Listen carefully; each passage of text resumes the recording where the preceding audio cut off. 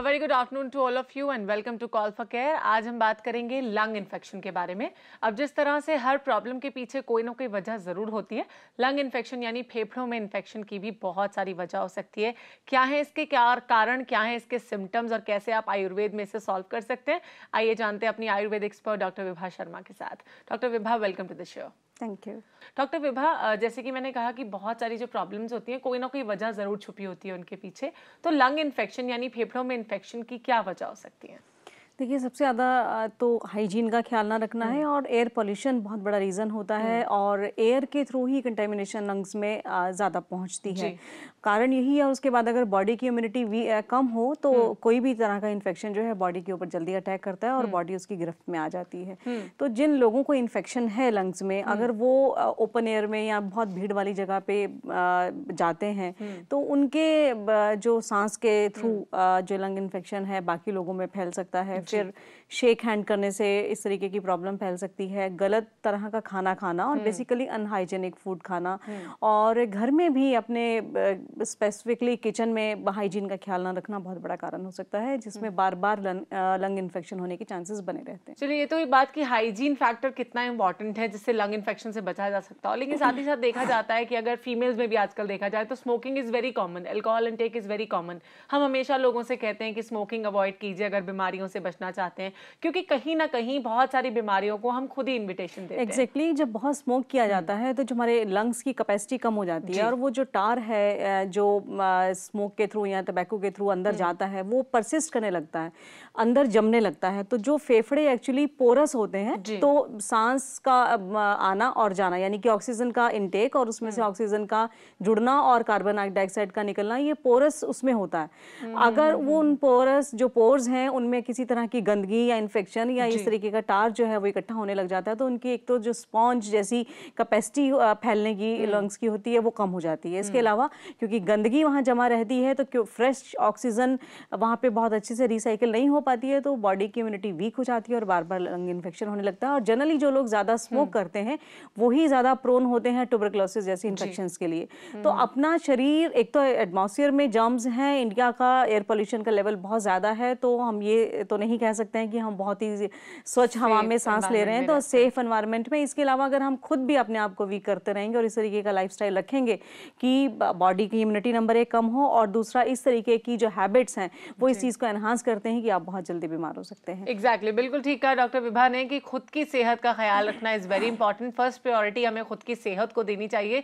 क्योंकि आजकल हम देखते हैं कि लोग पैसों के पीछे इतना भाग रहे हैं, लाइफस्टाइल में इतने बड़े चेंजेस आते जा रहे हैं लोगों के कि खुद का ख्याल रखना बहुत मुश्किल हो गया है लोगों के लिए। तो इट्स वेरी इंपॉर्टेंट, अपनी सेहत का ख्याल रखना आपकी खुद की जिम्मेदारी बनती है, जिससे कि आप काफ़ी सारी बीमारियों से बच भी सकते हैं। अभी बात करेंगे ममता के साथ फोन लाइन पर। जी ममता। हेलो। हेलो, गुड आफ्टरनून ममता जी। नमस्ते मैडम। नमस्ते, बताइए। जी, मेरा बेटा है 16 साल का और उसको 2 बार जॉन्डिस हो गया है। हमको लगता है कि उसके कारण से उसके पेट में कोई प्रॉब्लम है जो हमको पता नहीं लग पा रहा है। स्कूल आता जाता है ना, एकदम थक जाता है। जी, ओके। उन्हें जॉन्डिस हुआ है 2 बार, 16 साल के इनके बेटे, और इसकी वजह से इनके स्टमक में भी इन्फेक्शन रहता है। अभी क्या कर सकते हैं इनकी मॉम?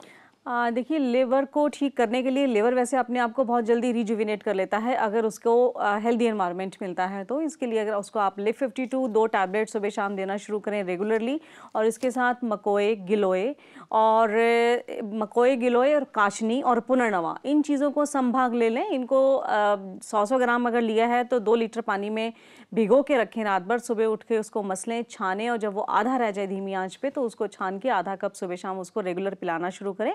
मूली के पत्तों का रस बहुत फ़ायदेमंद है ऐसे बच्चों के लिए। मूली के पत्तों का इस्तेमाल सब्जी में या सब्जी बना के या रोटी में आटे में गूंद के वो देना शुरू करें रेगुलर। कम से कम 3 महीने ऐसा दें। पानी बॉयल दें, बाहर की चीज़ें बिल्कुल ना दें।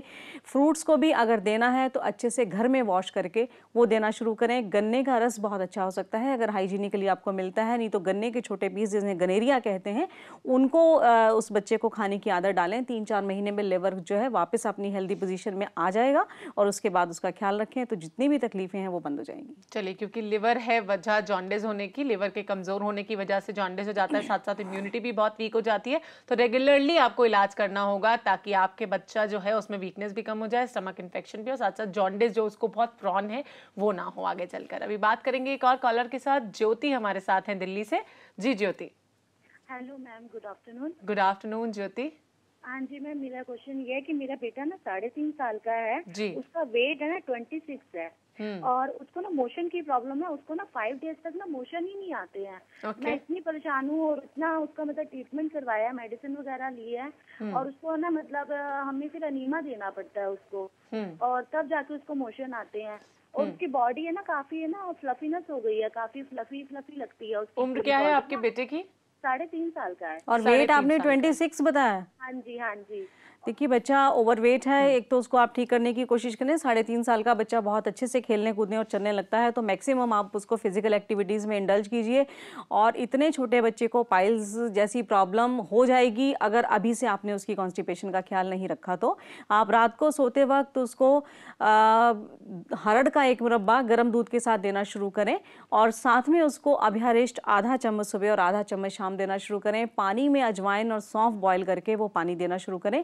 रात को सोते वक्त खास तौर पे दूध ज़रूर दें हरड़ के मुरब्बे के साथ, और सलाद और छिलके वाली दालों का डाइट में इंटेक कराएं। और साथ में इस तरीके की डाइट रखें जिसमें से फास्ट फूड बिल्कुल ना हो, फ्राइड चीज़ें ना हो, क्योंकि पाइल्स के कॉन्स्टिपेशन के साथ साथ उसका ओवरवेट होना भी अपने आप में बहुत गलत इंडिकेशन है। ऐसे बच्चे आगे जाके बहुत जल्दी डायबिटिक या आर्थराइटिस के शिकार हो जाते हैं। तो अभी ख्याल रखिए, अगर इस लाइन ऑफ ट्रीटमेंट से उसका पेट नहीं साफ होता तो उसके बाद थोड़ी सी स्ट्रॉन्ग मेडिसिन इसको मैं बताऊंगी। मुझे उम्मीद है कि शायद इसी से इसको काफ़ी फर्क पड़ेगा। चलिए, बच्चा छोटा है तो इट बिकम्स योर रिस्पॉन्सिबिलिटी कि पूरी तरह से उसकी केयर करें और कॉन्स्टिपेशन को जहां तक हो उन रेमेडीज को फॉलो करें जिससे कॉन्स्टिपेशन दूर हो सकता हो, जिससे कि आगे चलकर कॉन्स्टिपेशन पाइल्स में ना बदल सके इतने छोटे बच्चे के लिए।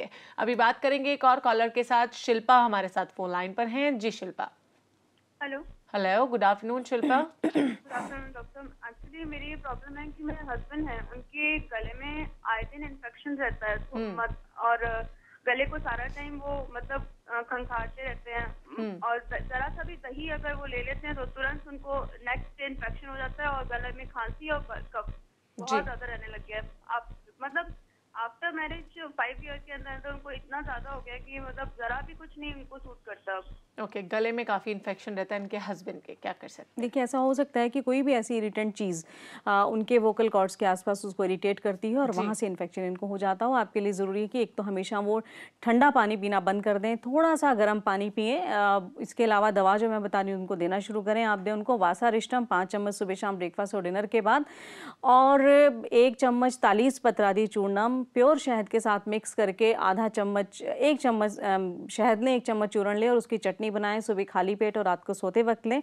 और इसके अलावा हरड़ को, छोटी हरड़ को घी में तल लें आप और उसको पाउडर कर लें और उसमें थोड़ा सेंधा नमक मिलाएं और उसको धीरे धीरे थोड़ा थोड़ा क्वांटिटी में उनको लगातार चूसने को कहें। 3-4 महीने रेगुलर ऐसा करने से जो इन तरीके की सेंसिटिविटी है उनकी खत्म हो जाएगी और बार बार गला खराब होने की टेंडेंसी भी बंद हो जाएगी। विभा जी, अगर लंग इन्फेक्शन के बारे में और बात की जाए तो क्या कोई स्पेसिफिक उम्र भी होती है लंग इन्फेक्शन के लिए? नहीं, लंग इन्फेक्शन एक ऐसी चीज़ है जो पैदा होते बच्चों से ही हो सकता है, क्योंकि बहुत सारे बच्चे निमोनेटिस के शिकार हो जाते हैं पैदा होने के 2-3 दिन बाद ही। चेस्ट इन्फेक्शन एक ऐसी चीज़ है जो बहुत जल्दी बच्चों को घेर लेती है और ओल्ड एज तक, मतलब कोई लिमिट नहीं है इसमें एज की, यानी कि शुरू पहले दिन से लेके और जब तक आप जीते हैं तब तक कभी भी आपको लंग इन्फेक्शन हो सकता है। और कुछ इस तरीके के, एक तो एनवायरनमेंट और एक अगर हम शहरों की बात करें तो ये कारण है कि बहुत स्मोक किया जाता है या बहुत डस्ट और पॉल्यूशन रहता है। लेकिन अगर गांव की भी बात करें तो वहां भी स्मोकिंग जो है फीमेल्स में भी और मेल्स में भी बहुत तरह से उसमें इंक्रीज हो रही है। इसके अलावा जो फीमेल्स का लाइफस्टाइल है बहुत हाइजीनिकल नहीं है। चेहरा वो अगर घूंघट करती हैं तो लगातार वो जो ढक के रखते हैं, उससे भी क्या है कि जो सांस के थ्रू इन्फेक्शन बाहर जम्स आते हैं वही फिर वो इनहेल भी कर लेते हैं, तो वो एक साइकिल बनता रहता है। और क्योंकि बच्चा बहुत क्लोज रहता है एक तो माँ को तो है ही है कि उसको हो सकता है, और जो छोटे बच्चे हैं जो ब्रेस्ट फीड कर करते हैं और माँ के साथ ज़्यादा रहते हैं उनको भी फिर बार बार चेस्ट इन्फेक्शन होने के चांसेस रहते हैं। तो ऐसे में आपकी हाइजीन का ख्याल रखना, आपके जो कपड़े हैं किस तरीके से आपको पहनने हैं और किस तरह से छोटे बच्चे को हैंडल करना है, जिस बिस्तर में उसको सुलाना है, अगर बॉटल फीडिंग करनी है तो किस तरह से बॉटल बॉयल हो रही है वो ध्यान देना ज़रूरी है। क्योंकि लंग इन्फेक्शन एक ऐसी चीज़ है जो आगे जाके बार बार होते रहने से लंग कैंसर भी बन सकता है। और इस टाइम इंडिया में मैक्सिमम पेशेंट्स हर एज के लंग इन्फेक्शन के या सीरियस लंग कार्सिनोमा के बहुत ज़्यादा बढ़ते जा रहे हैं। तो बहुत ज़रूरत है अवेयर होने की और अपने आप को ठीक रखने की। एग्जैक्टली तो बहुत ज़रूरत है सबको अवेयर होने की कि लंग इन्फेक्शन जो है लंग कैंसर में कैसे बदल सकता है। साथ साथ और भी जानकारी देंगे इसके बारे में, लेकिन इस छोटे से ब्रेक के बाद। So stay tuned and keep watching call for care.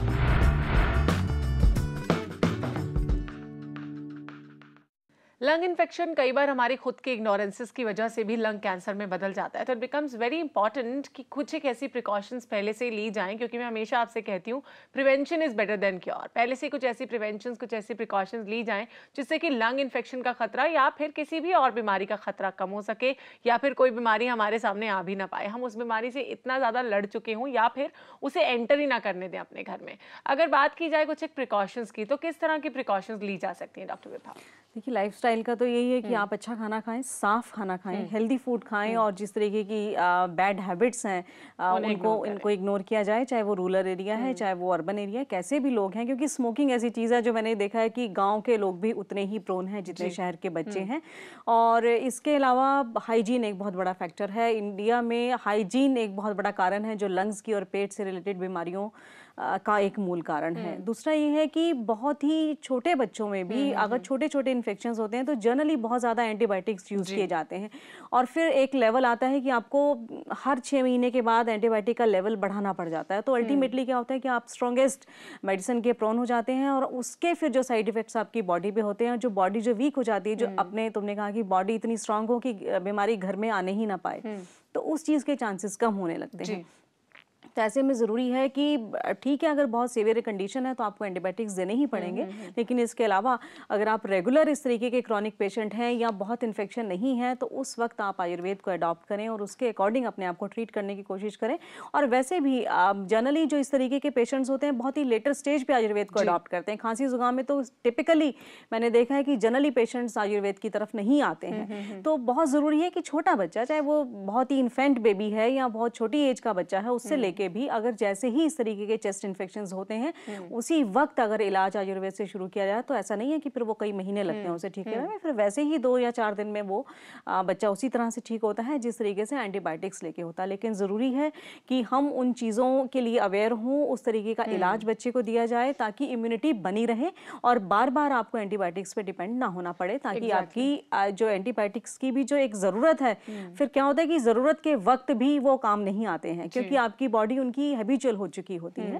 तो अपने आप को थोड़ा सा नेचर के तरफ जोड़ने की कोशिश करें। थोड़ा मॉर्निंग वॉक सुबह के वक्त ऐसी जगह पे जहाँ पे साफ पेड़ हैं, घने पेड़ हैं, जहाँ पे स्वच्छ वायु है, वहाँ जाने की कोशिश करें और ब्रीदिंग एक्सरसाइजेस को अडॉप्ट करें। चलिए, बहुत अच्छे एक्सप्लेन किया डॉक्टर विभा ने। और से no to over counter drugs, यानी एंटीबायोटिक्स को हमेशा नो कहिए और साथ साथ प्रकृति में ऐसी कुछ चीजें अवेलेबल है जिनको अडॉप्ट करके आप बहुत सारी बीमारियों से बच सकते हैं, इनफैक्ट बहुत हेल्दी फील कर सकते हैं। अभी बात करेंगे अरविंदर के साथ। जी अरविंदर।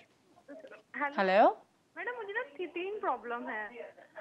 एक तो मुझे यूरिन इन्फेक्शन है जी, और दूसरा मुझे वेजिनल इन्फेक्शन है, तीसरा मुझे फाइब्रॉइड हो गया है और डॉक्टर कहते हैं कि स्मॉल साइज के इसका ऑपरेशन ही हो सकता। तो इसका ये क्या मेडिसिन है या ठीक हो सकता है? एज कितनी है आपकी? एज 39 है। 39 ईयर्स की इनको है। पहले क्या प्रॉब्लम है वो मैं नहीं सुन पाई हूँ। शुरू में आपने क्या बोला, आपको क्या प्रॉब्लम है? इन्फेक्शन है। इन्होंने कहा कि इन्हें 3 प्रॉब्लम्स हैं, यूरिन इन्फेक्शन है, वेजिना इन्फेक्शन और साथ साथ तीसरा प्रॉब्लम कि इनके यूट्रस में छोटे छोटे फाइब्रॉइड्स हो गए हैं। देखिए छोटे फाइब्रॉइड जनरली अपने आप डिजॉल्व हो जाते हैं अगर उनको हम दवाइयों की से ट्रीट करने की कोशिश करते हैं। तो आप लें महारासना योगराज गुगलू तिक्तम कषायम। ध्यान से सुने आप, महारासना योगराज गुगलू तिक्तम कषायम 3 चम्मच सुबह शाम ब्रेकफास्ट से पहले और डिनर से पहले रेगुलर लें। चंद्र प्रभावटी 2 टैबलेट सुबह शाम लें ब्रेकफास्ट और डिनर के बाद, और साथ में कांचनार गुगलू 2 टैबलेट सुबह और 2 टैबलेट शाम लें।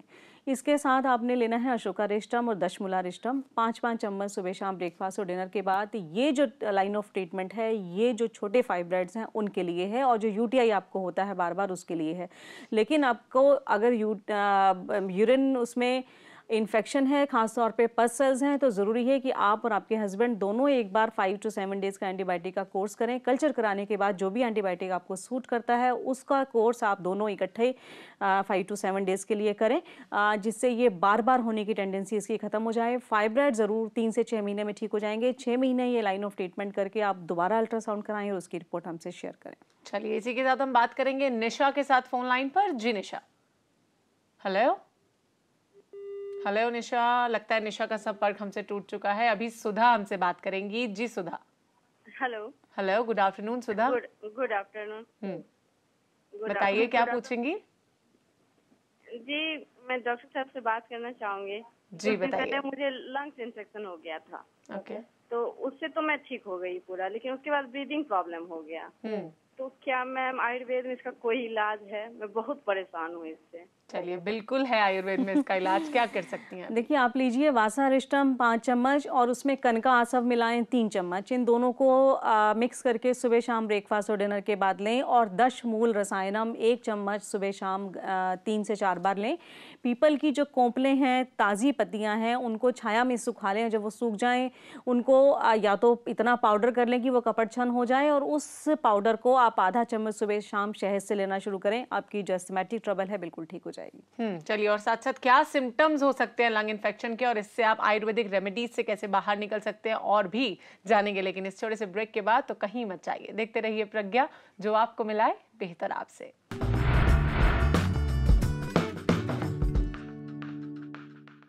रिसर्चर्स यानी स्टडीज ये कहती हैं कि 70% लोगों में से अप्रॉक्सीमेटली 10% लोग किसी न किसी लंग डिजीज के शिकार रहते हैं, और इसका खतरा भी उनमें ज्यादा रहता है। वैसे किस तरह की लंग डिजीजेस हो सकती हैं लंग इन्फेक्शन के कारण, आइए जानते हैं अपने एक्सपर्ट से।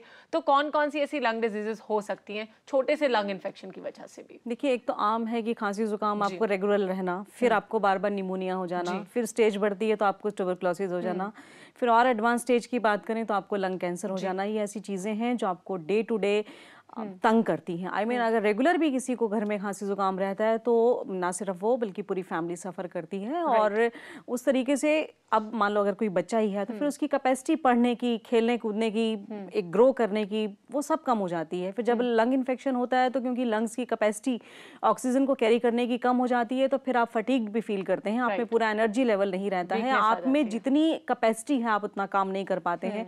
यंगस्टर्स बच्चों की बात करें तो स्किन पे ग्लो नहीं रहता है। तो बहुत सारी चीज़ें हैं जो साइड इफेक्ट्स जिनको हम नोटिस भी शायद नहीं कर पाते हैं। तो इसलिए लंग्स ऐसी चीज़ है जो हमारा एक वाइटल ऑर्गन है। अगर हमारे लंग्स ही नहीं काम करेंगे तो हम शायद जी नहीं पाएंगे। इसलिए उनका काम करना रहना और हमारा शरीर उससे पूरा बेनिफिट उठाते रहे, इससे लिए ज़रूरी है कि उनमें किसी तरह की इन्फेक्शन और किसी तरह की वीकनेस किसी भी तरह से ना आए। राइट, और लंग इन्फेक्शन ना आए इसके लिए बहुत सारे चेंजेस करने पड़ते हैं, छोटे छोटे ही सही, लेकिन अपने लाइफस्टाइल को काफ़ी हद तक बदलने की ज़रूरत है। खास करके मैं यंगस्टर्स की बात कर रही हूँ जो स्मोकिंग को बहुत ज़्यादा इंपॉर्टेंस दे रहे हैं आजकल, अल्कोहल इंटेक बहुत ज़्यादा करते हैं, क्योंकि कहीं ना कहीं बड़े होकर ये उन्हीं पर असर करेगा और उन्हें किसी भी तरह का लंग इन्फेक्शन ज़्यादा हो सकता है।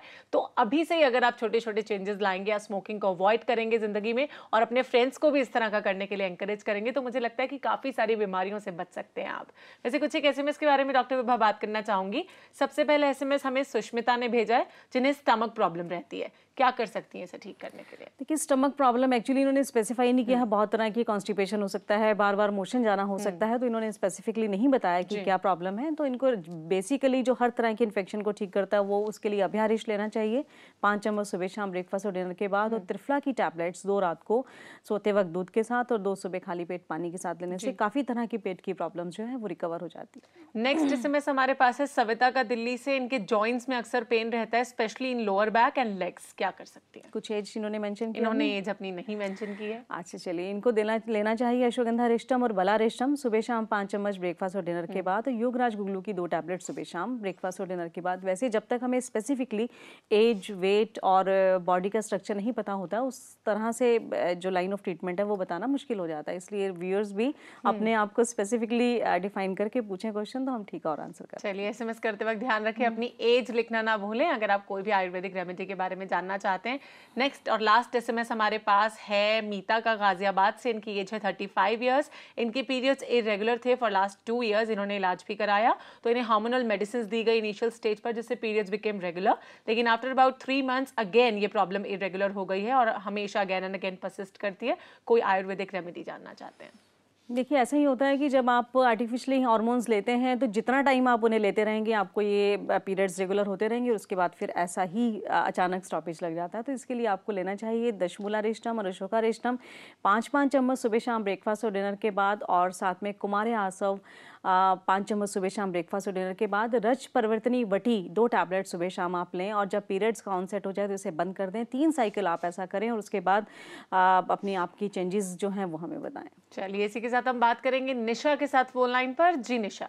हेलो, हाँ जी मैम, मेरा सवाल है कि मेरे को पीरियड्स की प्रॉब्लम है और मेरा वेट भी ज्यादा है 80 kg जी। तो मेरे पीरियड्स बहुत ज्यादा कम है, मतलब फर्स्ट डे ही पीरियड्स खुलकर नहीं होते। तो डॉक्टर का यही कहना है कि आप वेट कम करेंगे तो हो जाएगा, जबकि डॉक्टर साहब ने मुझे हार्मोन की टैबलेट्स भी दी हैं, लेकिन मुझे उनसे भी कुछ फर्क नहीं पड़ रहा। आपकी एज कितनी है? 36। और आपने हीमोग्लोबिन टेस्ट कराया अपना? हाँ जी, मेरा थायराइड भी नॉर्मल है, हीमोग्लोबिन भी, सारे टेस्ट। हीमोग्लोबिन कितना है आपका? मेरा हीमोग्लोबिन तो मैम 11.7 के करीब है। चलिए, हीमोग्लोबिन आपका ठीक है। आप दवा जो मैं आपको बता रही हूँ वो लें। आप लें कुमारयासव, दशमूलारिष्टम और अशोकारिष्टम, तीनों में से 5-5 चम्मच सुबह शाम ब्रेकफास्ट और डिनर के बाद। 3 साइकिल आप ऐसा लें और उसके बाद हमें बताएं। चलिए, तो 3 साइकिल से आपको ऐसा लेना होगा। उसके बाद हमें फीडबैक जरूर दीजिएगा कि आपको इससे कितना फर्क पड़ रहा है, आपके पीरियड्स रेगुलर हो रहे हैं या नहीं हो रहे हैं।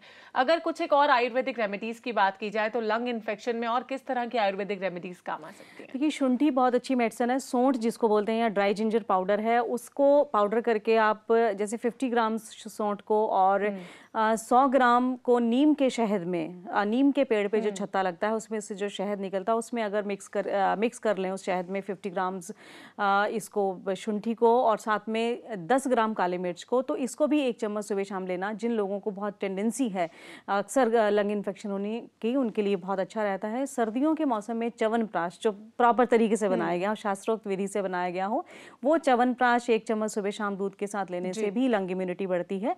आंवले का रेगुलर सेवन करने से भी आपके जो लंग्स हैं काफी हद तक मजबूत रहते हैं। चलिए, तो बहुत अच्छी बात है। जो घरेलू नुस्खे मुझे लगता है वो ज्यादा काम आते हैं एंटीबायोटिक पर रिलाई करने से। आप यहाँ पर नहीं डॉक्टर विभा, आपने बताया कि लंग इन्फेक्शन से कैसे बचे। इसके लिए आपका बहुत बहुत शुक्रिया। Thank you so much. Thank you.